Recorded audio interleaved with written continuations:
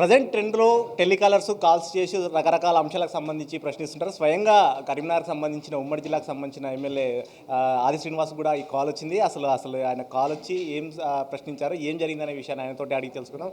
Sir చెప్పండి, మీకు telecaller call చేసి ముఖ్యంగా గల్ఫ్ సంబంధించిన అంశాలకు సంబంధించి డిస్కషన్ చేసినప్పుడు ఎట్లా ఏం జరిగింది, అసలు ప్రాసెస్ ఏంటి? నేను ఏ ఫోన్ అయినా నా చేతిలో ఫోన్ లిఫ్ట్ చేయడం అలవాటు. ఆ ఫోన్ లిఫ్ట్ చేయగానే మేము లక్ష్మీ ట్రావెల్ మ్యాన్ పవర్ నుంచి మాట్లాడుతున్నామని చెప్పండి నేను చెప్పంటే గల్ఫ్లో ఉద్యోగాలనే పంపిస్తాం, మీరు వెళ్తారా, మీకు ఉద్యోగాలపై ఆసక్తి ఉందని చెప్పారంటే ఏమి ఉద్యోగం ఇవ్వగలుగుతారని చెప్పి ఒక మాట అన్నా. అంటే వాళ్ళు మీ ప్రాధాన్యతను బట్టి ఉద్యోగాలు ఇవ్వగలుగుతామని చెప్పంటే డ్రైవర్ ఉద్యోగం ఇస్తారని చెప్పంటే కూడా ఇవ్వగలుగుతామని చెప్పనే మాట వారి నుంచి వచ్చిన సందర్భం. కొన్ని ఛానల్ ఏదో మాకు వాగ్వివాదం జరిగిందని చెప్పని వస్తున్నాడు. వాగ్వివాదం జరగలేదు.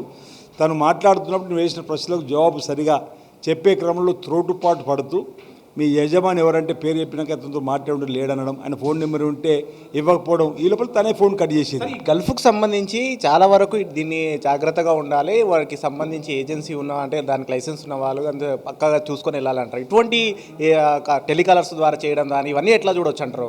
అంతే, నేను అదే టెలికాలర్ ద్వారా సంభాషణ మా మధ్యలో వాగ్వివాదం జరగలేదని ఒకటి చెప్పడానికి ప్రయత్నం చేస్తున్నా. తను మాట్లాడిన తీరు, నేను మాట్లాడిన తీరుతో తను ఫోన్ కట్ చేసిన తర్వాత నేను ఆ నెంబర్ను సంబంధిత డిఎస్పీ గారికి, తర్వాత తెల్లవారు ఎస్పీ గారికి చెప్పిన. అంటే నేను ఒక సామాజిక దృక్పథంతో ఇప్పటికే గల్ఫ్కు సంబంధించినటువంటి అనేక సమస్యలతో యువత ఇబ్బంది పడుతున్న సందర్భంలో, అప్పుల పాలవుతున్న సందర్భంలో ఈ విధంగా వాళ్ళు కావాల్సుకొని ఫోన్ నెంబర్ దొరకబట్టి మరీ మీకు ఉద్యోగ అవకాశాలు అని చెప్పడం వల్ల మంచి అయితే పర్వాలేదు, వాళ్ళకి సంబంధించి నిజంగానే రిజిస్ట్రేషన్ ఉండి దానికి ప్రభుత్వ అనుమతులు ఉండి ఒకవేళ అందులో ఆ యువకుడు దరఖాస్తు పెట్టుకుంటూ తిరిగి వాళ్ళకి ఫోన్ చేసి అడిగి ఇట్లా అవకాశాలు నేను రమ్మంటే పర్వాలేదు. కానీ ఈ విధంగా వెతుక్కొని మరి ఫోన్ నెంబర్ మాట్లాడుతూ ఏకంగా నేను వైపు ఎమ్మెల్యేగా ఉన్నటువంటి నాకే ఫోన్ వచ్చిందంటే ఈ విధంగా ఎంతమందికి ఫోన్లు అవుతున్నాయో, ఎంతమందికి ఇబ్బంది భవిష్యత్తు ఆర్థికంగా భారం పడుతుందో, అప్పుల పాలవుతుందని చెప్పినటువంటి ఒక సామాజిక స్రోతోటి డిఎస్పీ గారికి ఫోన్ చేసి చెప్పిన. ఆ తెల్లవారు ఎస్పీ గారికి చెప్పి దీనిపైన చూడండి, ఒకవేళ దానికి ప్రభుత్వ అనుమతులు ఉంటే పర్వాలేదు, లేదంటే వాటిపైన ఆలోచన చేయండి, చర్యలు తీసుకోమని చెప్పి దానికి అనుగుణంగా ఈరోజు వచ్చే చాలా ఫోన్లు వస్తున్నాయి. ఏం జరిగిందని ఇంకా నా దృష్టికి అది పోలీస్ అధికారులు తీసుకొని రాలేరు. ఏదేమైనా అంటే గల్ఫ్కు వెళ్ళేటువంటి యువకులకు చక్కటి ఉద్యోగాలు కల్పించేటువంటి బాధ్యతను మరి ప్రభుత్వ నిర్ణయానికి అనుగుణంగా తీసుకుంటే పర్వాలేదు. కానీ ఈ విధంగా మరి ఎలాంటి చట్టాలకు సంబంధించినటువంటి అనుమతులు లేకుండా చేయడం కరెక్ట్ కాదనేది నా వ్యక్తిగత. మీకు కాల్ చేశారు కదా, మీకు కాల్ చేసి అంతే ఎంత డబ్బులు చెల్లించాలని అడిగారా? ఏమైనా మీకు దీనికి సంబంధించి ఎంత చెల్లిస్తే మీకు అక్కడ ఉద్యోగ అవకాశాలు కల్పిస్తామని చెప్పేసి అలాంటిది ఏమన్నా జరిగిందా? ఈ సంభాషణ అంత దూరం పోలే. ఈ నిమిషం లోపలనే సంభాషణ నేను అంటే నాకు అప్పటికే అనుమానం వచ్చింది, వీళ్ళు కావాల్సుకొని ఈ విధంగా ఎంతోమంది యువతకు మాట్లాడుతున్నారని చెప్పి. నేను మాట్లాడిన మాటలతో వాళ్ళు త్రోటుపాటు పడి ఫోన్ కట్ చేశారు. సార్, మీ ప్రభుత్వం కూడా దీనికి సంబంధించి గల్ఫ్కి సంబంధించి ఒక కమిటీ వేసింది, ఎవరు మోసపోకూడదు దీనికి సంబంధించి అని. ఎన్ని చేసినా కూడా ఎందుకు ఇలాంటివి జరుగుతున్నాయి? ఇటువంటి సంస్థలు ఇంకా ఎన్ని ఉండొచ్చు అని మీ దృష్టికి ఏమైనా వస్తుంది? ఇప్పుడు యువత కూడా జాగ్రత్తగా ఉండాలి. అనేక మంది ఇప్పుడు మనము ఆల్రెడీ టెలికార్ ట్యూన్లోనే ప్రభుత్వం పక్షాన్ని హెచ్చరికలు జారీ చేస్తున్నాం. మేము ఫలానా సంస్థ నుంచి వచ్చినామని ఫోన్ చేసినా మీరు ఎవరు కూడా మీ వ్యక్తిగత గోప్యతను ఇవ్వకండి అని చెప్పని ఇప్పటికీ చెప్తాం. ప్రతి టెలిఫోన్ కార్డులు కూడా ఇస్తున్నాం.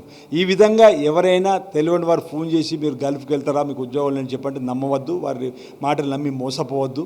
ఒకవేళ దుబాయ్కి సంబంధించినటువంటి ఈ ఉద్యోగాలకు సంబంధించినటువంటి నమ్మకం ఉన్నటువంటి సంస్థతో ఒప్పందం చేసుకుంటేనే పోవాలి తప్ప మరొకటి కాదనే మాట చెప్పేటువంటి ప్రయత్నం చేస్తూ ప్రభుత్వం కూడా ఈరోజు అడ్వైజరీ కమిటీ వేసింది. ఈరోజే గౌరవ ముఖ్యమంత్రి శ్రీ రేవంత్ రెడ్డి గారిని కూడా ఆ అడ్వైజరీ కమిటీ కలుస్తూ ఉంది.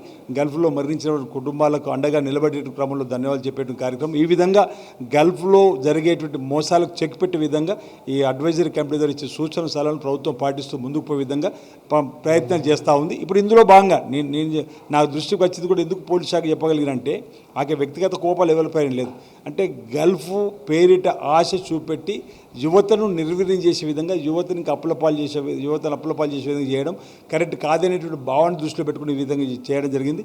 మీ టెంటీ ద్వారా నేను యువత విజ్ఞప్తి చేస్తున్న ఈ గల్ఫ్ పేరిట మోసాలు ఎక్కువైతున్న క్రమంలో ఎవరు కూడా తెలియని నెంబర్ నుంచి ఫోన్ వచ్చి ఈ విధంగా ఉద్యోగాలను చెప్పండి, మీరు టెంప్ట్ అయ్యి వారి దగ్గరికి వెళ్ళి డబ్బులు కట్టి మోసపోద్దని చెప్పండి నా విజ్ఞప్తి. సార్, ఫైనల్గా చెప్పండి, మీ ఉమ్మడి కరీంనగర్ జిల్లాతో పాటు నిజామాబాద్ ఇటు ఈ ఏరియాలంతా కూడా ఎక్కువగా ఈ ఇన్సిడెంట్స్ జరుగుతూ ఉంటాయి. దీనికి సంబంధించి మొత్తం ఇలాంటి లైసెన్స్ లేకుండా ఉండే సంస్థలు కానీ కంపెనీలు కానీ ఎన్ని ఉండొచ్చు? దీనికి సంబంధించి పోలీసు ఏమన్నా ఆదేశాలు జారీ చేస్తారా దీనిపైన సంబంధించి?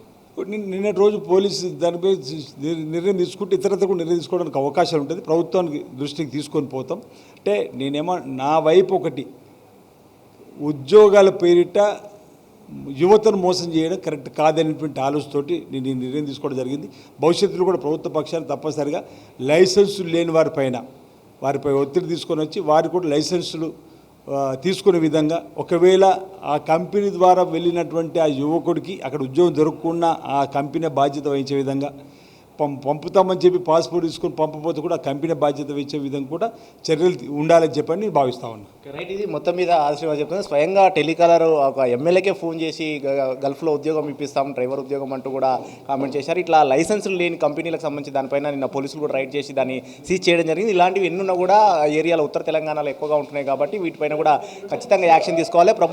ప్రభుత్వం దృష్టి కూడా తీసుకెళ్లి ఖచ్చితంగా ఇలాంటి వారిని అన్నిటి కూడా ఆట కట్టించే విధంగా కూడా చర్యలు తీసుకునే విధంగా ప్రభుత్వం కూడా కృషి చేస్తుందని కూడా ఎమ్మెల్యే ఆది శ్రీనివాస్ చెప్తున్నారు. రవీందర్తో ప్రతాప్, 10 టీవీ, హైదరాబాద్.